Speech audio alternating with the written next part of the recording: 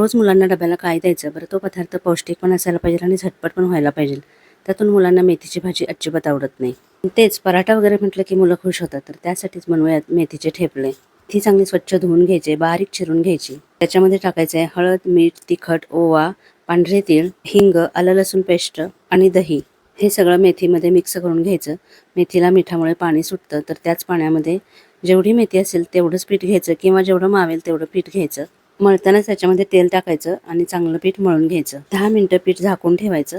पीठ व्यवस्थित भिजलं त्याचे गोळे करायचे आणि त्याचा ठेपला आहे तो लाटून घ्यायचा. म्हणजे चपातीसारखंच लाटायचं, पण छोट्या आकाराचे लाटायचे. चपाती इतके मोठे नाही करायचे. थोडंसं पीठ घेऊन ते असेच लाटायचे किंवा आपण चपातीला जशी त्रिकोणी घडी करतो तशी घडी करून लाटली तर अजून सॉफ्ट होतात. आणि छोटे छोटे आकाराचे असे ठेपले लाटून घ्यायचे. अगदी झटपट तयार होतात आणि खूप टेस्टी सुद्धा लागतात.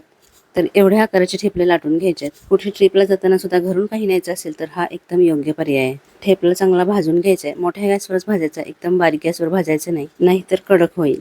दोन्ही बाजूनी छान तेल लावून भाजून घ्यायचा. दही किंवा सॉस बरोबर देऊ शकता. टेस्टी काहीतरी मिळालं म्हणून मुलंही खुश आणि काहीतरी पौष्टिक आपण दिलं यामुळे आपण सुद्धा खुश. हो ना? Please like, share, subscribe.